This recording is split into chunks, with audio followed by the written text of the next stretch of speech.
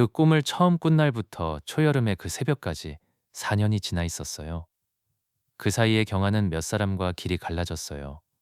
어떤 이별은 스스로 고른 것이었고 어떤 이별은 불시에 덮쳐왔어요.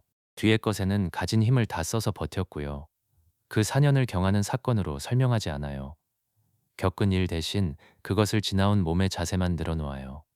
살고자 했던 몸, 다친 몸, 무릎 꿇은 몸이요.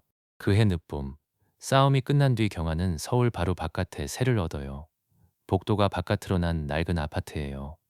돌볼 사람도 없고 나가야 할 일자리도 없는데 그게 얼마나 무서운 말인지는 한참 뒤에야 실감돼요. 이삿짐은 풀어놓은 자리에 그대로 두고 대부분의 시간을 침대에서 보내요. 요리하지 않고 밖에도 나가지 않아요. 물과 온라인으로 시킨 밥 조금, 백김치 조금으로 2달을 버텨요. 어느 밤에는 앉아서 유서를 써요. 통장이 어느 서랍, 어느 상자에 있는지, 보험 증서와 임대차 계약서가 어디 있는지, 남은 돈을 어디에 얼마나 쓰면 좋겠는지까지 차근차근 적어요. 그런데 마지막에서 막혀요.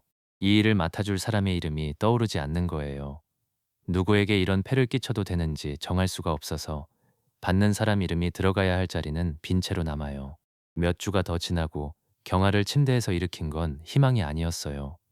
아직 정하지도 못한 그 사람, 자기 뒤처리를 떠맡게 될 누군가에 대한 책임감이었어요. 그래서 짐을 치우기 시작해요. 쓰레기 뭉치를 양손에 들고 2달 만에 처음으로 문을 열어요. 서양 복도에 여름 햇빛이 쏟아져요. 2달 동안 방 안에만 있던 사람에게 오후의 빛은 너무 환해요. 그날 경아는 지하철역 뒤 죽집에서 죽 한 그릇을 천천히 먹어요. 창밖으로 지나가는 사람들의 몸이 부서질 듯 연약해 보여요. 삶이 이렇게 쉽게 부서지는 것이었구나 하고 알게 돼요. 죽음이 자기를 비껴갔다고 경아는 말해요. 삶과 화해한 건 아니지만 다시 살아가야 했고요. 곧 폭염이 시작돼요. 어느 밤 건널목에 서서 그 편지를 처음부터 새로 써야겠다고 마음먹어요. 새로 쓰려면 먼저 생각해야 해요. 언제부터 다 무너지기 시작했는지, 갈림길이 어디였는지를요. 다음 이야기에서 경아는 오래전에 자기가 쓴 책과 그 책을 준비하던 겨울부터 시작된 밤들로 돌아가요. 눈을 떠도 끝나지 않던 꿈들이요.